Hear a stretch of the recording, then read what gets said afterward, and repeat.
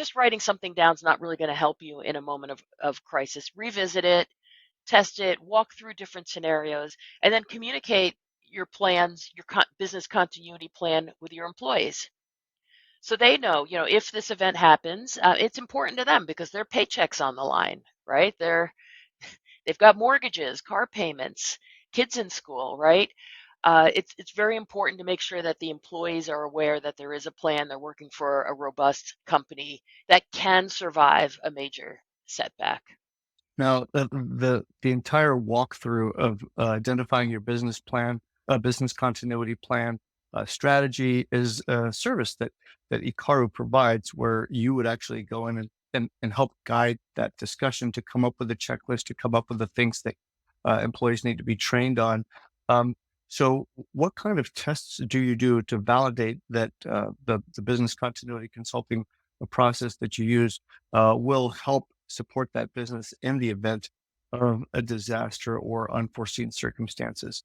So could you walk us through the tests that you do to ensure that the plan actually will work, and what kinds of things you test?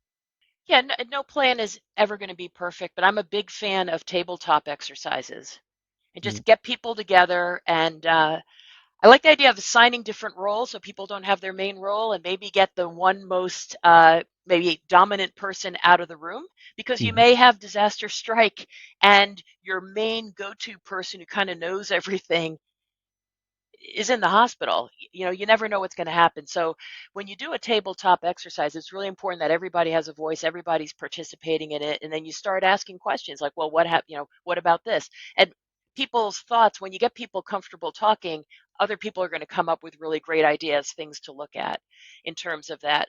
In terms of like when you get to the data side, it's very important to run, say, checks on your backup, Mm. because one of the things that can happen in a cyber event, particularly like going back to the data piece of disaster recovery, is that if bad actors get on the network, one of the things they do very frequently is they disrupt the backup. And this is something sadly we've seen a lot where the backup, there's no failure report. It's just that maybe perhaps the entire backup set's been removed. Like Mm. it ran successfully every day, so nobody's getting a warning, but nothing is being backed up, or a tiny fraction of what you have is being backed up. So really testing that, doing some tests to recover a file, just recover a random file, for example. On For the businesses that we work with that have really mission critical services running, we'll actually run a full disaster recovery test on that, where we fail over to another server and then make sure that everything is still up and running. So we'll have the principals in the business, okay, lo- log in like you would normally log in and see that everything is there. So, there's the phrase trust but verify. I say verify and then Mm. trust. Mm. So Mm. really, asking those questions. Also for businesses, I would say, getting back to that law firm I mentioned earlier that came to us after a cyber event, I'd asked them, well, what protections did you have in place ahead of time? And they said, well, we assumed we were getting patches because I think you just get those. And they didn't really take a close look. They just assumed they had these things that they didn't really ask about or check. So I love when clients ask us and challenge us to, well, show me a recovery test, or I want to recover this file. Uh,